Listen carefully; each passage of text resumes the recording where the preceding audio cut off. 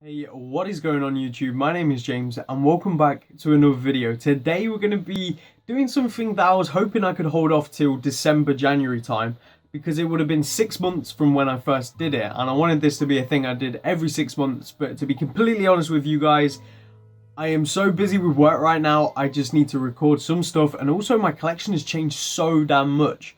Yes, we're doing a state of the collection today, and let me just quickly show you what I have it in. I have it in this leather thing that I found on eBay, really cheap. I think it was like £8, and it holds 6 watches, which is kind of the amount I want to have. I don't really want to go over 6 watches in my personal collection. Now, right now I'm wearing the Autodromo, which is my friend's, who bought it off me or off Andy. I just did a review of this, go check it out. It's a beautiful watch and I'm making the most of it because she's going to take it back today. Now, before we get into this, I want to say a huge thank you to Andy.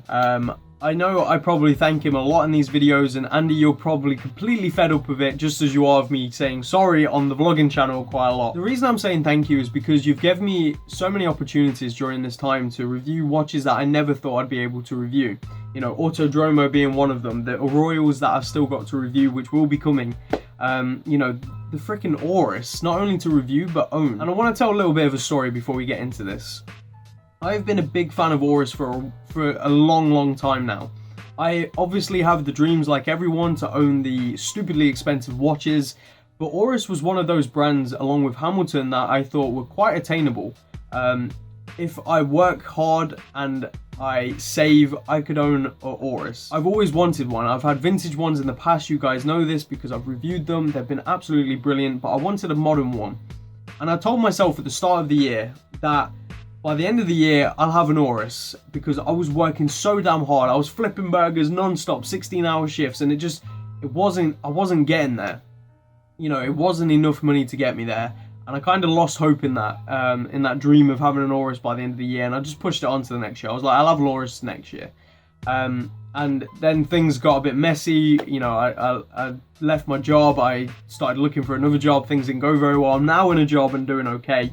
Or hopefully doing okay. I still haven't been paid yet, a month in advance. It sucks, but yeah, things just really didn't look like I was going to get an Oris anytime soon. And I accepted that fact. I was like, you know what? It's tough. I can try my hardest again next year and try and get one. But then me and Andy started talking, and he sent me over 4 Parnis watches to review and do with what I like. They were a gift to me, and one of them is in the collection. One of them I've kept. The other 3, I think I sold 1, and the other 2 are still in there. Waiting to be sold. And he did say I could sell them before you go, you sold a gift. No, he said I could sell them to add to a watch budget, and plus I kept the one I really liked. So yeah, and he did that, and then the second batch came in of 16 watches. You guys probably remember that video. If you didn't, go watch 16 watch unboxing. An Oris was sent to me. He sent me an Oris, and when we came to a deal in the end. I now own an Oris. An Oris is now in my collection. And not just any Oris, an Oris Artix GT, and it's beautiful. It's one I'd never really heard of. And I always wanted an Aquis. And I felt the Aquis, I've tried it on in the watch dealers and everything. Watch authorized dealers, and they're so great. But when I felt this watch, I fell in love with this watch 10 times more than what I fell in love with the Oris. And I'm so glad I own this. And just a huge thank you, Andy. I want to say a huge thank you. And a huge thank you to everyone else. This has turned into a thank you video. Because when I did the collection review last time, which has now got like over 1,000 views, by the way. The collection was very small. It didn't really consist of much that was really interesting. I think I only have 1 watch from the previous collection in my current collection. Yeah, one of them. I only have 1 watch in this collection that was in the previous one. And I just want to thank you all, because you've all come out of nowhere. I had like 20 subs when I shot that video. Now we've got nearly 500 subs. Who knows, it might even be 500 at the time of this going live. I just want to thank you all so much for this great opportunity you guys are giving me. You know, my views are constantly increasing. My likes are constantly increasing. My dislikes are constantly increasing, which means I'm going somewhere. You know, at the end of the day, once you start getting haters is the time you're usually doing something right, so keep at it. And I just want to thank everyone for all this support and everything. It's just been absolutely incredible. I never thought this channel would do so well, and I know there's people sitting there probably going, but James, it's like only 500 subs. That's incredible for me, and I didn't expect it, so thank you guys so much. But that's enough of the rambling. You guys are probably cringing to death right now, so I will relieve you of your cringe and change it up and get into the review. review. I'm not reviewing, show you my collection. Okay, so here is the full collection. Now I have a wide range of other straps. These are just the originals for some watches that are in here, which we'll get into. So as you can see, a lot has changed from my last time. I'm going to put a little clip in now of how my collection looked before. Okay, so let's get into it. As you see right here, there is 5 watches.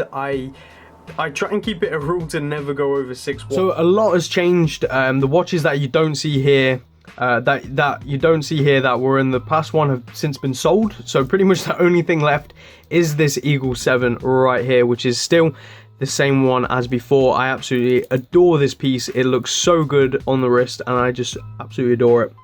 There's one issue with it, which I'm hoping to get sorted soon. The date change just doesn't work properly, and it just is awful. So this does need a service soon. Now this one is from 1984. I think I used to say it was for the 70s. It isn't. It's from 1984. I dated it incorrectly. My bad. But yeah, that's when this one is from. It's got the original Jubilee bracelet with the original clasp and everything. Everything about this is original. The movement's original, the dial's original, everything is original. It's never been repolished. It's still got this same original crystal on as well. And let me give you a wrist shot of this beauty. Now this is kind of what started the whole thing. I had a Seiko 5 back in the day, which I absolutely loved and do regret selling. I actually reviewed it. Check it out on the channel. And the reason I sold it was because this just replaced it. And I still love this watch to death, and this I'm glad I didn't sell this, but I wish I didn't sell the Seiko 5. But as you can see, we've got one in the collection now anyway. But here it is on the wrist. It is so damn comfortable. It looks absolutely beautiful, and this is a watch that I am 100% confident I will never ever sell. This Eagle 7. I want to keep this for life. I want to go get it serviced and pass it down to my children one day, because it's just a great watch, and I just think it's so cool. But there's the Eagle 7, which I have ranted to death about. If you guys don't own any Eagle 7s, get hold of them. They're cheap, they're cheerful, and they're awesome. Okay, the next and most recent watch is the Seiko 5, which I'm still yet to do a proper video on the channel. Now, this reference number, I don't have a clue, I'm sorry. This is a Seiko 5, and the reason I got this watch is because it is made 1997. Now, for those of you that are wondering, you can date watches via that code on the back. There's full articles out there on how to do so. I'm not going to do it in this video, but yeah, it's a 1997 watch right here, and it is a beautiful watch in my opinion. I absolutely love the blacked indices with the blacked outline hands. It's just so aesthetically just beautiful. It's got like a sunburst white dial as well. It's got Seiko 5 etched on the glass, or on the crystal. It says automatic on the dial. It is such a beautiful watch, and I have it on this brown suede strap right now, which I think suits it perfectly and turns it into a dressier piece. And there it is on the wrist. It looks great, it fits well, and it's as old as me, literally. I love this watch. Again, I think I'm going to get this one in for a service sometime soon. I've never actually had a watch serviced in my entire life. And here's the original bracelet, which is actually stupidly comfortable. I just need to clean this because it's dirty as heck, because the person who owned it before had never cleaned it. So once this is cleaned, it will be going probably back on the watch. But after reviewing that modern Seiko 5 that the 9-year-old now owns, the bracelet on that was dreadful, but this one is so comfortable. Like, where did they go wrong? This one fits like so nicely. It feels great on the skin. The links are really nicely done. The buckle is just like a normal fold over clasp. I said buckle, I meant clasp. It's just a regular fold over clasp that does pop open quite easily, I'm not gonna lie, but the comfort of this is really well done. Seiko, where did you go wrong? Come on. Okay, the next piece is this 1987 Seiko 78387180. Yes, I remember the reference for this one. Let's get in on the dial. So this is a quartz chronograph from 1987. Now, the 7838 series is the continuation of the 7828 series. For those of you that are not familiar with that, the 7828 series is the world's first quartz chronograph ever made, and Seiko introduced it. At least I think that's what it was. And the 7838 is the exact same, released literally within months. I think it was like 6 months, and the only difference is it's got a day date feature. So in my opinion, the 7838 is far more useful and far better than the 7828, but the 7828 has the first prize thing, like obviously being the first. Now the chronograph is functional. I have a series on the channel called Watch Diaries where we got this when it wasn't working at all, and we just put a new battery in, now it works. These buttons are still sticky. I'm still yet to get the crystal replaced, but you start the chronograph and look at it go. That is so cool. And then you stop the chronograph and restart. Ba-doing. Love this watch. It is beautiful. It's black. The PVD is all worn off, all scratched to death, and I love the way it looks. For some reason I thought I'd hate it, but I absolutely love it. It's got gold accents. The dial is surprisingly legible, even though it looks very unlegible in this light, but it is very, very legible, and it has a very nice shimmer like that. Really cool. Let me show you this on the wrist. It fits really nicely. I absolutely love it. There it is on the wrist. Great watch, absolutely great watch. I love wearing this. This bracelet I fixed with super glue, by the way, so structurally sound. Okay, the next piece is that absolutely humongous monster right in the middle there. That is just outsizing everything. This is a Parnis. This is a Parnis flight watch. It's got a manual wind, open case back, using a Unitaz 1950s pocket watch movement, which I think is cool. It sounds nice, it works well, its timing is pretty damn accurate, and it doesn't have Parnis written anywhere, which is nice. It's got a really, really cool sub-second dial at 6 o'clock with these awesome hands with that triangle thing at the top. They are loomed. The loom is powerful for like a second, and that's it. It just goes to shit. But it's a very cool watch. It doesn't have hacking, as you can see, but it is very, very cool, very functional. I love it to death. Now, in terms of wearability, when do I wear this? I've wore it with a shirt once.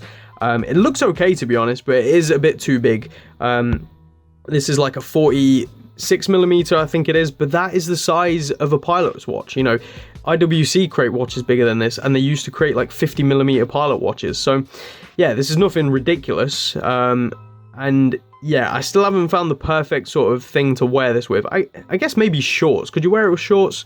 I don't know, we'll have to see. But I love the grey dial. It's a beautiful watch, and it's really, really stupidly affordable for what you're getting. It's like, I think they're like £80 or something, which is really, really cool, brand new in my opinion. It's got a beautiful onion crown, and everyone will be like, yeah, but you can get one of them for them. Burr, burr, burr, burr, burr. Yeah, you can, but I've already got one of them, so why would I get another one of them? And this was a gift from Andy, so thank you very much, Andy. I love this watch. I wear it as often as I can.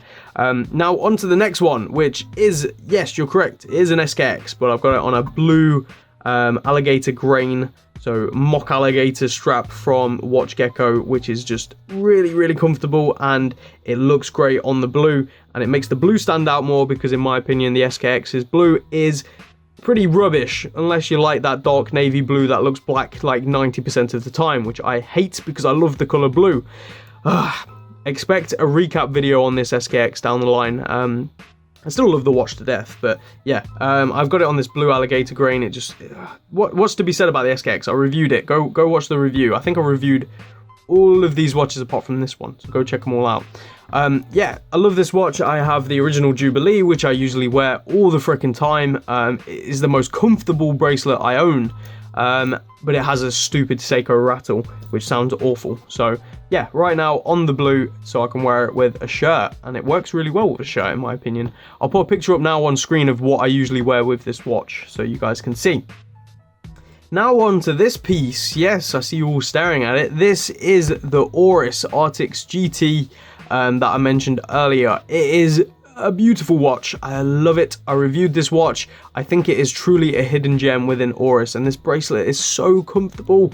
It's so heavy. It just works really well. There's the Oris red rotor, the famous red rotor. It's just a beautiful watch. Fold over clasp with dual release buttons. It's just going from like these to this, you notice a huge difference in quality, in my opinion. Not to say these are bad quality, just to say that this is stupendously great quality. Has manual winding, hacking, all them things you come to expect of a piece of this price. And let's show you a wrist shot. It's honestly like just, oh, look at it. It's beautiful. It is truly a beautiful watch. Oh, I love it. So yeah, I now have a true Swiss watch in the collection to go along with everything. So there is the full collection. I've gone through everything. I've got a vintage Citizen Eagle 7, a 1997 Seiko 5, a birth year watch, which is really cool. I'm never going to sell this one as well because obviously it being a birth year. A really cool, now in my collection before, I don't think I had a single Seiko. Now I've got 3 Seikos, which is cool. The vintage quartz piece, quartz chronograph. So I have a quartz piece in the collection, which is always ticking, which I can use to time everything else. And it's handy to have a quartz piece. And not only is it a quartz piece, but it's a vintage quartz piece. It's got history. It looks great. It's just freaking awesome. A humongous pilot's watch. I like this very much. So yeah, I know a lot of people won't. It's not everyone's cup of tea, but it's definitely my cup of tea. And the SKX, a really reliable, solid diving watch. And then the Oris, which is just a great sports watch, which is just amazing. So I feel like I've got a mix of everything. Vintage, chronograph with quartz, sports, diving, pilots. I feel like I've got a real nice mix. Now, what am I going to buy next is sort of like the next question that everyone asks in these positions. I don't have a clue, and I'm being completely honest with you guys. I seriously do not have a single clue what I want to buy next. So you guys can suggest stuff. What do you think I should get next? I'm thinking maybe like a Saab, the 035, the white dial. I love my white dials, as you can tell. But then I feel like I might have too many white dial watches. But I do think I need a real dress watch. Now, these two right here can easily be dressed up and dressed down. I wear these, like more so this one because of the straight baton hands and everything. This on this suede looks absolutely beautiful, and with the dimensions, sorry about that, with the dimensions can easily get away with being a dress watch. But I don't own a true dress watch. So I think that's something I'm missing out with. I now own a chronograph like I didn't before. I have a true Swiss piece, so I now can experience what Swiss made really feels like. I can go diving and swimming and do all that kind of stuff. I can strap a clock to my wrist if I need to. I can time things. I kind of like have everything, and I feel really comfortable with this collection. Now, that isn't to say I'm done, because I'm definitely not, and I'm still striving for like thousands of watches, but none of them are making me go, I need to get it, which is a cool position to be in, to be honest. And it just means I'm like digging around eBay for some cool finds, and that's really it. So if you guys have any suggestions on how you think this collection could be made better, maybe take one piece out and put something in its place, then let me know. Like, let me know what you think I should change, but don't say this, because I love this. I'm not changing this. This is staying here forever. And if I was to get the Saab 033, I think it is. I think that's the white dial. I just feel like I might have too many white dials. I need a true blue dial, because this one is like a freaking black in 90% of positions. So maybe a real blue dial watch, which is something I could look for. Maybe a modern chronograph to top this one off, although I'm going to be probably keeping this for a while as well. I have no intentions of selling any of these pieces yet, which is cool. I've never been in that position. You know, the last state of the collection, I was like contemplating selling everything, including this at the time. So it's nice to really feel comfortable in my collection, and it's cool to say that. It's cool to say that as well. Like, I'm happy. I have a Swiss piece, I have a diving piece. Like, I feel comfortable that every situation I have a piece that will match. Which is cool. I think you guys should strive for the same if that's what your goal is. So there we go, that's my collection. I feel it's very well rounded. Let me know what you think, and if you're a YouTuber out there and you want to, I don't know, take this video and do a review of my collection, feel free, go ahead. I really don't mind. So I'll see you all again in the next one, guys. Hope you enjoyed. If you did, leave a like as always, and I'll see you again in the next one. Quick, put a watch on. Yes, I'm no longer naked. Goodbye.